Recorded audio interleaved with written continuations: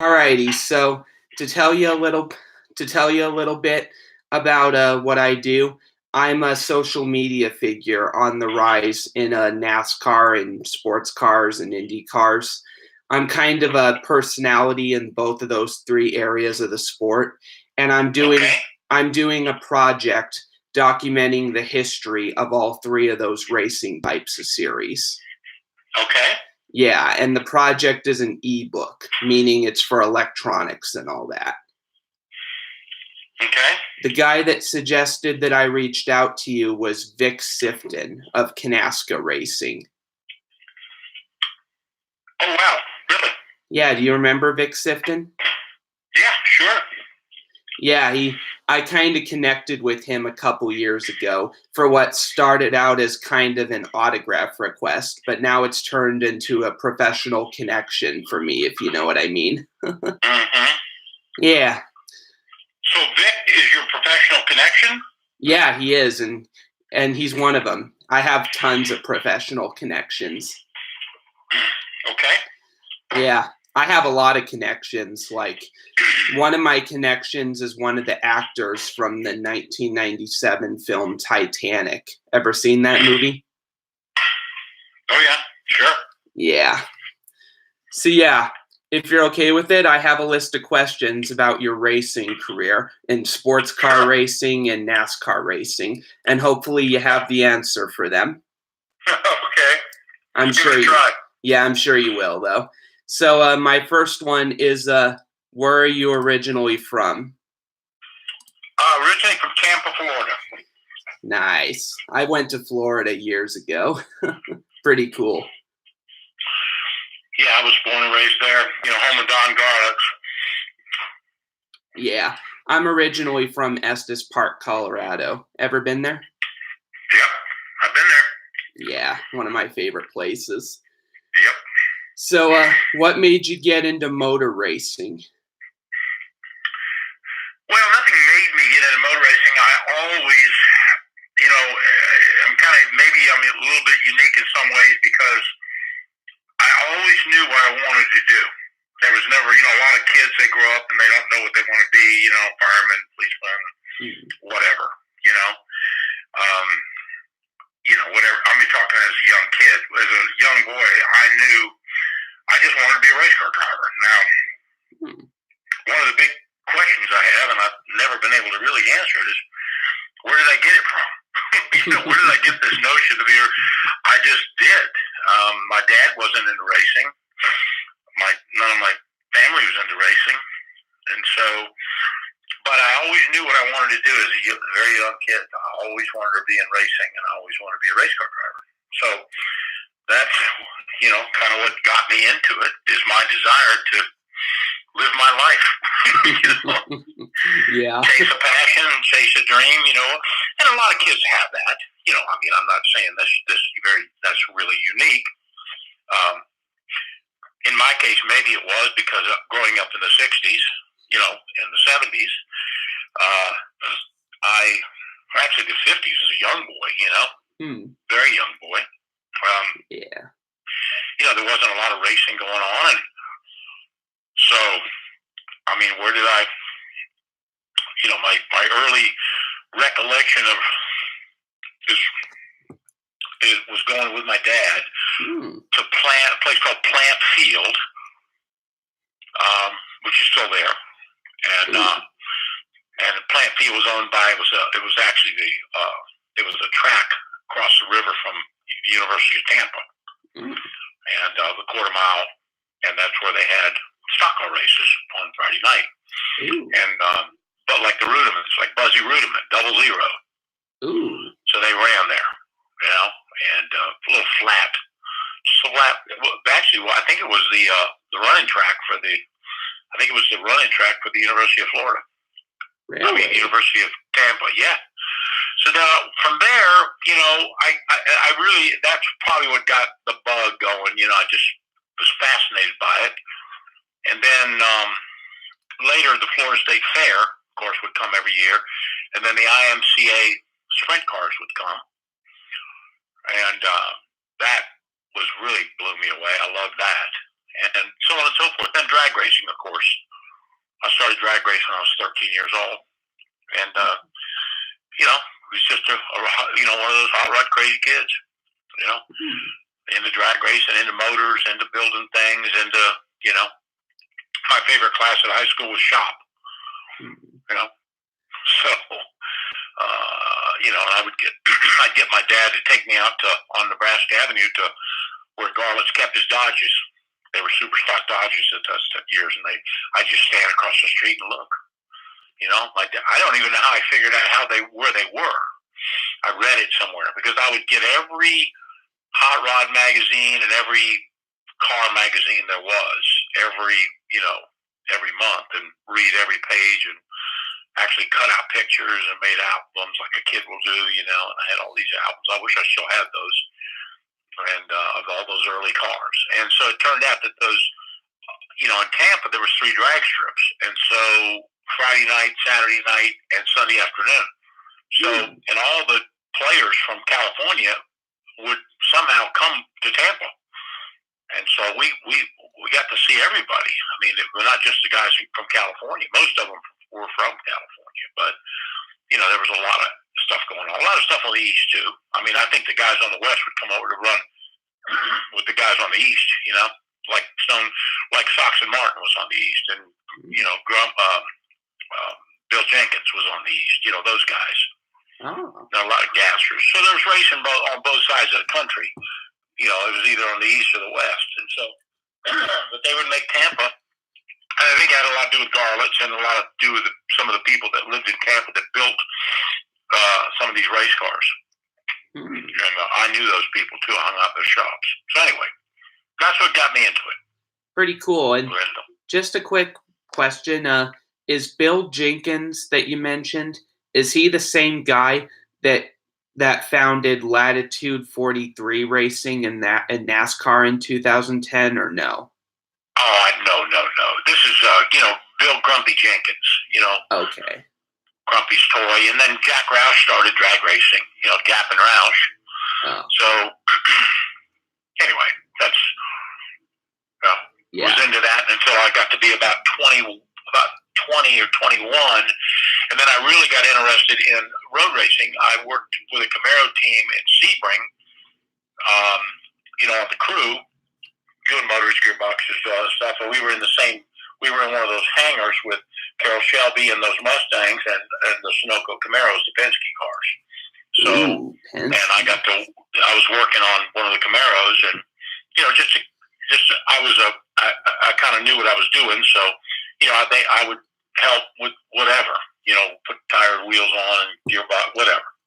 And so that's what got me into road racing. I just got real interested in that. And my first trip to Sebring was 65. Oh wow. 65, 63. I mean, I'd go, take my dad's car, drive over there, and stay in the back of the car. Yeah, that was a long time Me and my buddy Ray Brooks, who I'm still friends with today. That's pretty cool. So, I go way back in that stuff. I always wanted to do it. So I was always in it. I've always been in motorsports my entire life. Yeah. And I started. I always say some people did more, some people did less. I did what I could do. I had no money. Yeah, I would have to say that's very good of you, man. I first started in motor racing in 2009, I believe. Mm-hmm. If my memory's right. So yeah. Interestingly enough, I've still got my very first, I think I showed it to my friend Michael. I've still got the first trophy I ever won is a jacket from Tampa Dragway. It says Class Eliminator on it. It's a white jacket. Wow. And it's the first trophy I ever won in my life, and I've got it. Pretty cool. Yeah, that's really cool. So the trophy was a jacket then? Uh-huh. The trophy was a jacket. That's pretty interesting. Yeah, Tampa Dragway. Obviously, Tampa Dragway is no longer around. And, yeah, I've still got it. It's pretty cool. If it's not around, it might be worth a lot of money one day. Yeah, I mean, I just always kept it. I mean, it survived all the years. It just in the closet. closets and moving and all through my life. And I don't know. It always and then there it is. I'm like, holy mackerel, look at that. Yeah. So how did you get your first start in racing? My first start in actual racing was I'd either sneak my dad's car out to the drag strip, or I would get other kids to take their dad's car to the racetrack and I'd drive it because I was pretty good at it. Ah, all righty. So I was 13 years old. So, I could drive at the drag strip because they didn't know I was 13. Ah, all righty. Have you ever been to the Indianapolis 500? Sure. When did you first go? I went to the Indy 500 in about 19. Think about this.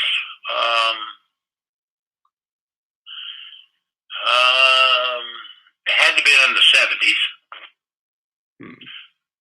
Probably the early 70s. Like 74 maybe. Something like that. First time I ever went. Ah, all righty. That was Mario was leading. The year they had that big wreck in turn 1, I was in turn 1. Oh, the wreck. That was in 73, I believe. Was it? That's it. That was there. I was right there. We had a seat on the second level, right? It was a great seats. My parents knew somebody and got some of these seats, and it was beautiful. That was. And since then I've been there several times. Yeah. Honestly, but 73, if my memory's right. That was the race where it was rain shortened and all the wrecks were happening. And some say that it's the race that everyone wants to forget. Yeah. So I don't remember a lot about it. I remember Mario was in it. He was leading for a while. Yeah. And he broke. Yeah, that was my first trip. That's pretty interesting. So yeah, which motor racing driver was your hero growing up? Growing up, it was Foyt, AJ Foyt. Yeah. I mean, I liked Foyt. It was Foyt and Mario, but I liked Foyt better. I was more of a Foyt guy than a Mario guy. All righty. My grandfather went to the 500 in 77, the year that Foyt won his 4th 500. And he considered that one of his most splendid memories ever, as he was a Foyt fan. Yeah, that was cool. And then later I got to know Jay. I got to know AJ pretty well, and with our relationship with U.S. Tobacco and all those years. And so, I've had the good fortune to, spend a lot of time with AJ through the years, hanging out, and I've heard a lot of the great stories, and I've been to his house, I've been to the ranch, and he's actually taken me through the house and showed me all the pictures, and so that was nice. I still know him to this day, That's great to hear that you get to know your hero. You know what I mean? Yep. Oh yeah, it was awesome. If I had to pick someone who I consider to be my hero, it would be Jamie McMurray, but he kind of retired about last year, so now I follow his teammate Kyle Larson, who I met. Okay. Yeah. How did you get your ride with Buzz McCall? Well, it's interesting. I was driving for Peerless, a Levi Garrett car, and then the next year I moved up to GTP, and Buzz bought one of the Camaros, so for GTO, and then I said, well, Buzz, I'll drive, if you want me, I'll drive with you, in GTO, and so that's how that started. That's how that relationship started, and then I came up with the idea to go Trans Am racing because the GTO deal was just falling apart, and the car wasn't really competitive, and the Roush cars were far superior. The rules were really leaning away from the Camaro completely, and so I came up with the idea to do a Trans Am program. And I went to Buzz, told him my idea, and we went to GM and we sold the idea to him. And we started started out as a backup car, just a backup team. And because they had factory teams, Tommy Kendall and Max Jones were actually running the Berettas. But we talked them into being an extra team to help them win the manufacturers championship. And that went pretty well. So, I finished, I think I was rookie of the year that year and finished 5th in points and put it on the pole up in Three Rivers. And, I had a bunch of top 5 finishes. So we progressed from there. And then the next year we got the factory deal, and Scott Sharp and I were teammates. Mm. And so it was Scott Sharp and then Scott Pruitt for those years. Ah, so is Scott Sharp a nice guy? Yeah, I get along. I would say Scotty was my of all my teammates, Scotty was my favorite. He was the best teammate. We had so much fun in those years. I'm much older than him, and my job was to mentor him and bring him along as a young pup. But we just had a blast. We had a great time, and it was a fun. Those were some great years, and my favorite of all my teammates were definitely Scott Sharp. Not that the other ones were not good. The other ones were great, but it's just my very favorite because we had the most fun running around together. Ah, alrighty, makes sense. And what was driving for American equipment racing like? Well, that was pretty exciting. I mean, we were the factory team, and we were the winningest team, and we might still be. That in those years, American equipment was the 900-pound gorilla, and our only competition really was Roush and Ford. Alrighty. So we had a great team with a great team of people, and it was exciting. It was a great time, and of course, I was in the Hot Wheels car, the Hot Wheels Camaro, which I put that deal together, and so yeah, that was all my deal too. Yeah. How did you get the Hot Wheels sponsorship? Well, I dreamed it up.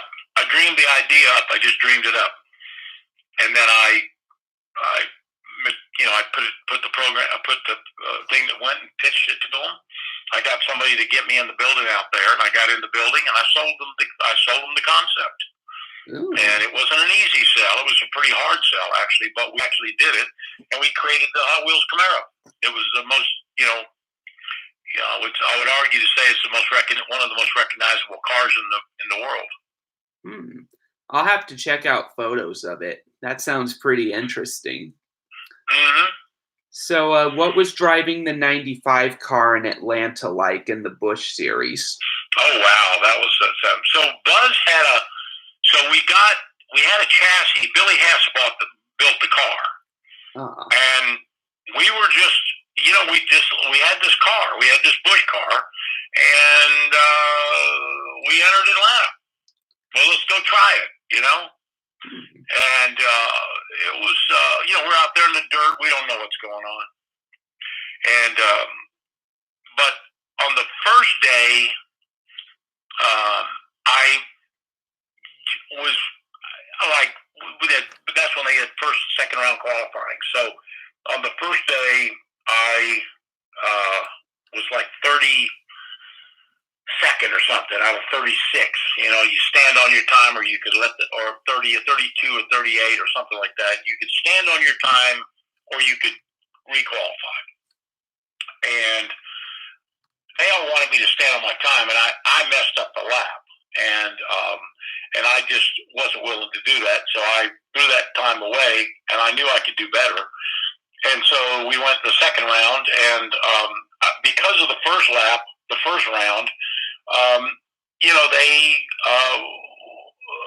I got a lot of attention. The engine builder came over to help, and a lot of people came over to help. Earnhardt actually helped me a little bit. And so in the second round, I did a much better lap, and I was fastest second day qualifier, and which would have put me 7th on the grid. But instead I qualified 25th because second day the best you can do is 25, which was good. That means you're in. And so yeah, I mean it was one of those things where car racing, for whatever reason, I just took like a duck to water. I understood it. I got it. I understood the air. I understood how to drive the car. I mean, I warmed right up to it. So, Awesome. That's why we did pretty well. We ran there, and then we ran at Darlington, and we did well at Darlington too. I always made the field. That's why a lot of people were going home. I always made the field, and I never finished worse than I qualified. Interesting. And this was like no team, no help, no money, no nothing. Just drive the car out on a flatbed trailer, and of course you didn't have a garage, and you just out there in the dirt. Interesting. So, yeah, but we actually did pretty well. I mean, if we would have kept going, we'd have been fine. I got it. I like at Darlington, when I qualified at Darlington, I mean, I qualified first round. I made first round qualifying, and I qualified right next to Earnhardt. Wow, that's really awesome. Right next to him. Right next to him. And then I got moved into the garage. Same thing in Atlanta. And we did so well, they moved us into the garage because a lot of people went home. But I didn't go home. And we go from the dirt to the garage. They come around and they go, okay, you could have garage number 26. So we rolled it in there. And both times I was next to Dale. Wow. And Dale and I became pretty good. Through the years, we became really good friends. And, what was your reaction? Definitely the greatest guy I ever knew. Yeah. What was your reaction to learning about Earnhardt's crash at Daytona? Well, I was watching the race live on TV. In fact, I was sitting in the chair I'm sitting in right now. And I saw it, and I didn't like you couldn't tell from the TV, but I could tell by Kenney Schrader, the way he was standing next to that car, I could tell something was bad wrong. And also by the voice from Waltrip. And so immediately I'm on the phone to guys that are down there, in the garage. And, it was devastating. Absolutely devastating. Yeah. I mean, I could say, if you ask me the question, who's the greatest guy that I've ever known? To me, Dale Earnhardt. Yeah. And not because he was the best driver. There was no question. Definitely. I mean, I did IROC. I know who the best driver is. And Dale was better than any. I don't know. Everyone else wanted to be like Dale. I'm telling you, everybody wanted to be Dale Earnhardt. Yeah. And this is including Rusty and Mark Martin, all those guys. They were all good, but they all wanted to be like Dale. And Dale was better than them. And that's what I learned right off the bat. But Dale, it was not only what he could do behind the wheel and his innate ability to just really get the most out of the car and just a fantastic race car driver, but what he did off the track and how he was with people. And if you knew Dale, you knew the kind of guy he was and the kind of man he was, and he was just amazing. And it's a shame we lost him when we did, because he would have gone on and done wonderful things for the sport and for the people around it. Yeah, and I think DEI would still be alive, I think, if he were still alive. The team, Dale Earnhardt Incorporated. Oh, yeah, it definitely would be. Sure. Yeah. I mean, no question. Do you know Andy? Wouldn't have had all that going on with, Yeah. with Teresa and all that business, Yeah. Do you know Andy Pilgrim at all? I know Andy Pilgrim very well. Yeah, I interviewed him last year, and he was at the race where Earnhardt crashed, and he told me that when the accident happened, the entire track went quiet, and that's how he knew that something was going on. Mm-hmm.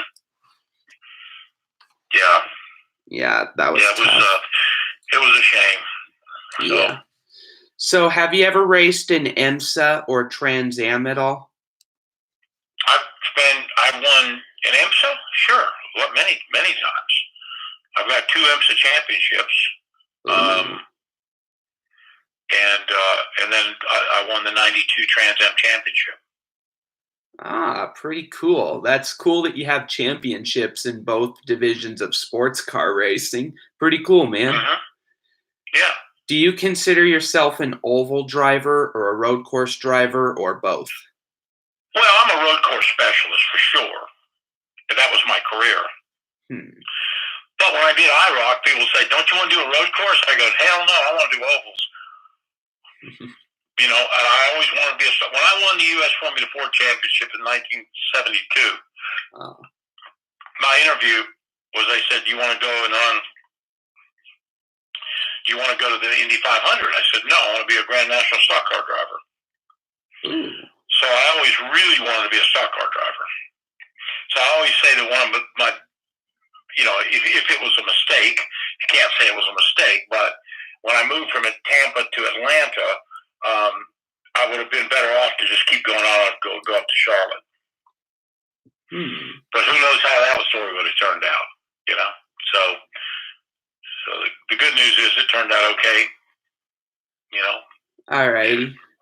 My next question after that is, as you probably have noticed, there have been a couple times in NASCAR over the years, like in 2012 and 15 and maybe a few years before that, where drivers in NASCAR have kind of intentionally wrecked each other to retaliate. Does that happen at all in sports car racing or no? Yes. Yeah, that happens. All right. Not so much anymore, but it certainly has happened in the past, and it's part of it. Yeah. There was one from a few years back where Matt Kenseth got parked for a couple races for doing it. Mm-hmm. Did you hear about that? Yes. Yeah. Right, I remember that. Yeah. And it's like, I don't think it's as bad in sports car racing as it is in stock cars, but certainly, I've been wrecked and I've wrecked other people. All righty.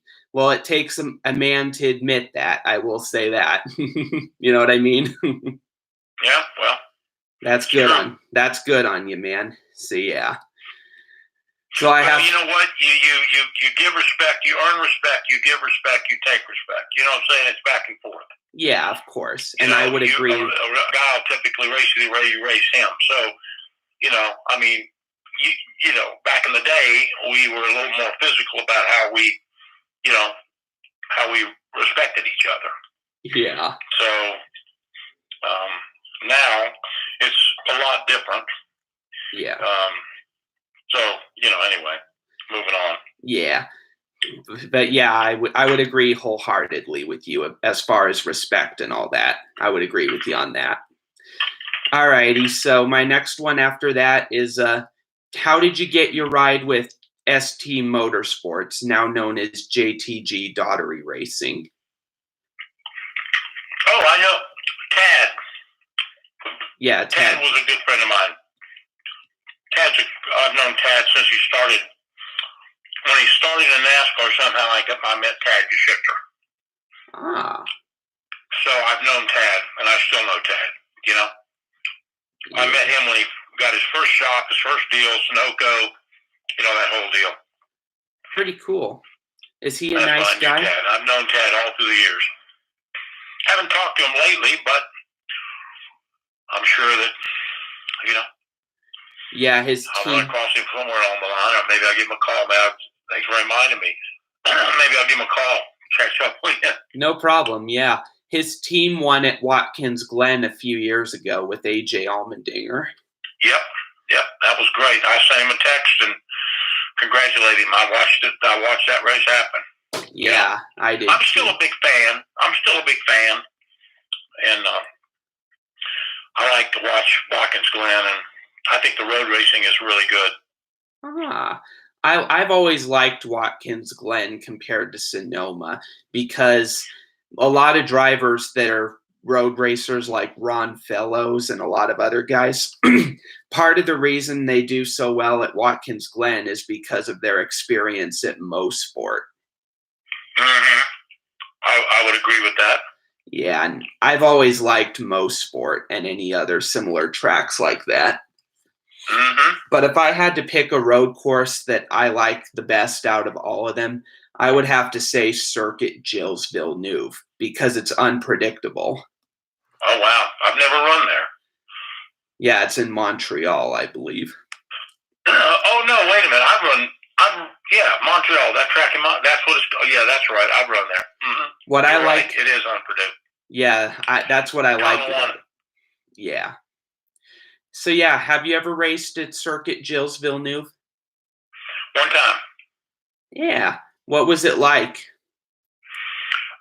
Turn one was very interesting. That's great to hear. So, how did you get your ride with Jimmy Spencer's team? Jimmy called me up and wanted me to drive the car.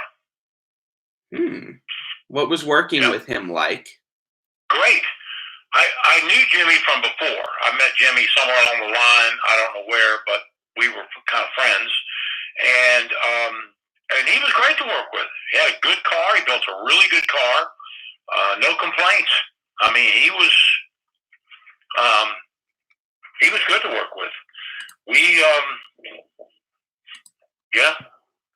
That's great. We did well. In fact, I wish I could have driven more with him because I think, we could have done really well. I remember we missed the pole I had the pole. I was on the pole. They go P1, P1, P1, and I'm like, okay. They didn't tell me. And then as I was coming down pit road, they went P3. I was like, what? Yeah, that's tough. Like, damn. But it was fun. It was fun. It was great. I would have liked to have done more of that stuff, but I did what I could do. And there was no money there, so Jimmy just he put that car together and called me up. And he said, I want to do well, so So yeah, what was your reaction to finishing in the top 5 at the Glen that year? I was elated. I was thrilled. Yeah. So, it was fantastic to be able to do that. Yeah. I love that kind of racing. That was right down my alley. Yeah. Because, it's not just driving fast, it's racing, Yeah, and, for sure. Did you hear about that time that Boris Said finished in the top 5 at Daytona in his own car? Well, I kind of remember that. I remember that he did. I can't remember the details, but yeah, it was in 2006 at Daytona, and Boris was leading with a few laps to go, and then he got passed at the white flag by Tony Stewart, I believe, and he ended up finishing 4th. Yeah. So, what did Jimmy Spencer tell you after your amazing finish? I don't remember. Obviously he said good job, Yeah. So, what was your reaction to the tremendous finish between Dale Earnhardt Jr. and Ron Fellows?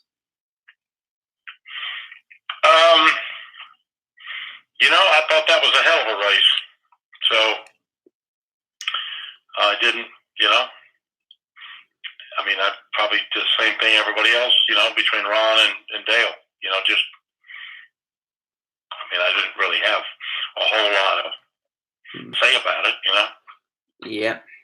Alrighty. So I know both of those guys. I know Ron. I know pretty well, and and Junior, I know, but I was his dad's friend. You know what I mean? It's one of them deals. Alrighty. You just knew him because of your association with his dad, right? Yeah. And when Dale died, I went and spent some time with him, and just got to spend some time with Junior, and that was nice of him to give me that time, because the only time I saw Junior was when he would be working at the shop. I'd be with his dad, and he'd be working on the car, underneath the car. And his dad be saying, Dale would be saying, "You better get that car finished, or you ain't gonna have nothing to drive." Yeah. I remember hearing a podcast video of Dale Earnhardt Jr. talking about their race at Daytona, where his dad had a plan for Michael Waltrip to win. And according to Junior, if he would have broken the plan and tried to pass Waltrip, his dad would have basically left him out in the dust and been like, "I told you not to do that, son." You know? Right. That's what Junior said in the podcast, and I kind of got a kick out of that because I can picture Dale Sr. doing that. You know what I mean? Mm-hmm. Yeah. So what is racing IROC like? That was the coolest thing in my whole career. Of all the things I did, I put IROC at the very top. It was an honor to be invited. It was a real honor to be invited back to do it twice. And some of the greatest races that I ever had was in IROC, and it was against Dale. And with Dale. But it was Dale and Junior, Al Unser Jr., and, a lot of great drivers that I got to race with, and it's fantastic. And I would say that to me is when I think of if I had to pick, what is a bet, I drove some really great cars, but the IROC to me was the top of the pile. Top of the pile. It was such an honor to be involved with, to be invited to that. I can't tell you what it meant to me. So what is Al Unser Jr. like? Have you ever met him? Oh, yeah. I know Al good. Well, very well. He's a great guy. And I'm telling you, he could drive. Mm-hmm. I mean, he was serious. He could probably get the job done. And a good guy. Yeah. I mean, I like Al. I still saw him a couple of years ago, and we still, every time we see each other, we always stop and chat. It's great. I mean, he's fantastic. Yeah, and he seems pretty cool. He seems pretty cool. I remember there was one year where he won the Indy 500, and that was the race where Penske pretty much led all but 7 laps of the race, whether it was Fittipaldi or Junior that led it. Yeah, the Mercedes. Yeah, the Mercedes, yeah. The pushrod engine. I was there that year. Because I remember right after he qualified, he put it on the pole, and right after he qualified, I went over to the bus, and him and his wife were in there, and they were in there drinking beer and smoking cigarettes like a couple of kids. Yeah, that was pretty cool. And I think Fittipaldi led the most laps that day before it became Junior's race, I believe. But yeah, basically Penske led all but 7 laps. And that's amazing, Mm-hmm. Yeah. So what was it like winning the 24 Hours of Daytona in '84? Well, that was amazing. That was, I got my break to run the Mazda, and that was one of those gutsy races, where I had to drive. I think I drove 13 hours, 13 of the 24 myself. We got behind, and I had to drive all through the night, knocking out qualifying laps and get the lead back. And, it was unbelievable. The car just kept running. We got behind like 12 laps down. We had a problem early. So I had to come back and get that lead back, and I did it the hard way. Just drove all night long. And I remember driving and saying, because in those years I had nothing. It was just an opportunity. And I remember saying, when you got nothing to lose. And I was driving qualifying laps all night, like all night. And I remember every hour, something like this, every hour I would unlap myself. Ooh, that's something great. Like that. Yeah. Oh, I was rolling. And, it was either going to make it or it was going to break. Really? It was all or nothing. Yep, it was all or nothing. We made it. Pretty cool. Pretty cool. Yep. Yeah. Which road course is your all-time favorite track if you had to pick one? Wow. That's a tough one. I like, there's several that I really like. I'd say, at the very, Mossport is probably, right there at the top. Mm. I'd say if I had to say three, I would probably be Mossport, Road America, and Watkins Glen, probably. Ah, alrighty. But Atlanta, I like Atlanta too. So yeah, for sure. I like fast tracks. Fast tracks. High speed tracks is what I like. Nice. So yeah, I'm the same way. I love going fast. No other way to put it. Mm-hmm. What was your reaction to winning Rookie of the Year in Trans Am? Well, that was surprising because I'd already been racing for quite a while. I've won a couple of championships, and winning Rookie of the Year in Trans Am was kind of funny, but at the same time, it was kind of cool, I mean, at the time, it was like, me, a rookie? Really? But, per the rules, I was a rookie. So, it was nice to do it. So, it was, yeah. It was just, we had a fairly good year. That was that year that the GM, we talked GM into giving us a car, letting us borrow a car, and giving us a real small engine deal. And so we made good. We made good with that little opportunity. Yeah, pretty cool. So, have you ever raced at Talladega? Oh yeah, that was IROC. We did IROC there. What is racing at Talladega like? Well, it's fantastic. I mean, I've got some fantastic stories from Talladega. I had a photo finish with Dale there. I beat Dale. I finished ahead of him, and finished. I was second. I think Ricky Rudd won it, and then it was me and Dale, and we were a photo finish, and it was fantastic. And so I had that, and I came back the next year, and I was second again. I mean, I should have won that one, but a long story, but it just didn't happen. But once again, it was a very, very close finish. Did Dale say anything after your photo finish? Yeah, he went over to me. He came over the car, and I see him coming, and I'm like, oh shit, here comes Dale. And he stuck his head in the window and said, fantastic. That was something like, that was fantastic. He gave me a big handshake and just told me what a great drive that was and how much fun he had. Yeah, and one thing that I like about Dale is he had faith in a lot of drivers that didn't really make it big time until they drove for him, like Michael Waltrip, for example. Mm-hmm, right. And he also had faith in Ron Fellows, who he offered a ride for a period of time. That was pretty cool. Mm-hmm.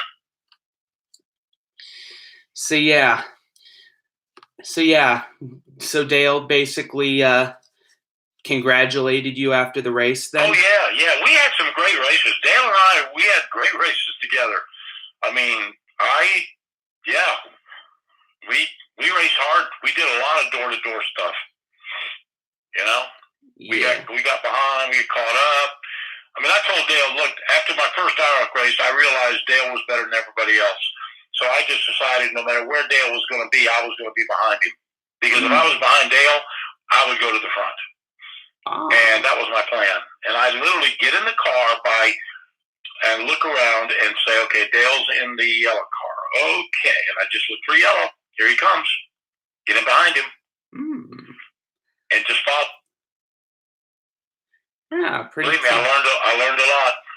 Yeah, I do believe you. And did you race a lot. Did you race IROC with him in the 80s or the 90s? 90s. Alrighty.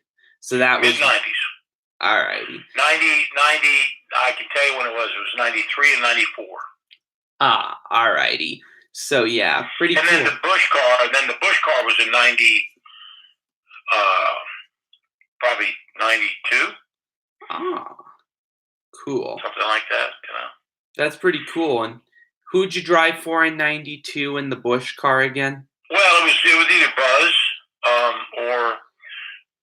or Tad, and I think later I drove for Jimmy a couple of years later. You know. Alrighty.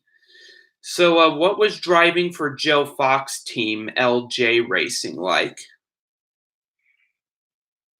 Joe, which team? LJ Racing. Joe Fox? Joe Fox. Not Fox, Falk. Falk. Joe Salk? Yeah. Falk? Yes. Yeah, I don't remember.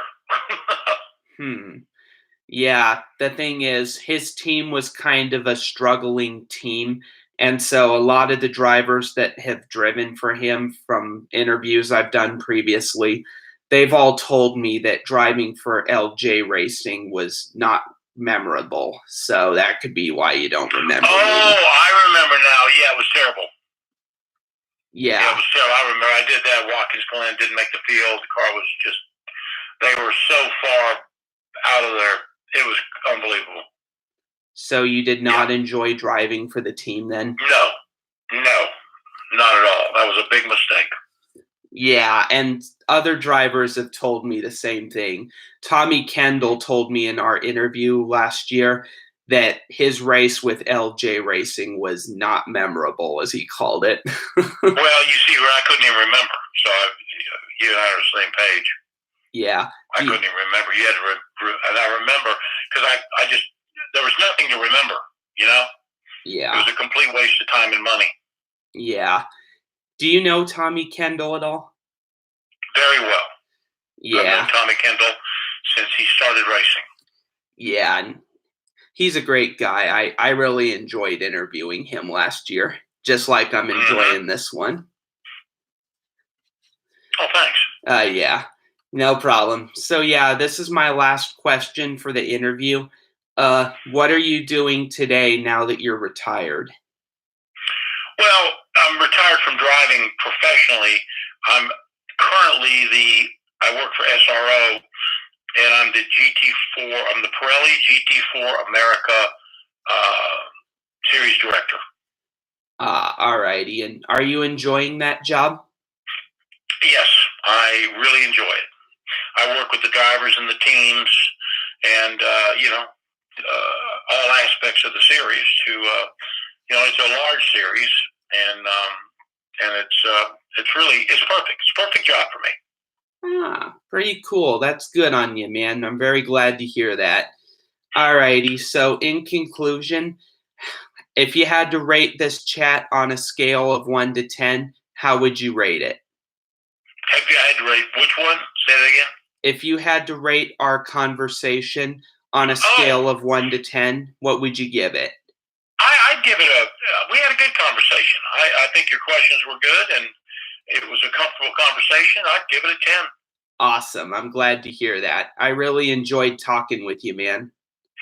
Thank you. I appreciate you taking the time and taking the time with me. Appreciate it. No problem. Thank you very much. And I'll tell Vic Sifton you said hi. Yeah, please do. Please do. Give him my best. All righty, I will. Thank you very much. Okay, thank you. See you. See ya. Bye. All righty. Vic, I hope you're watching. Turned out well. Thank you, everyone.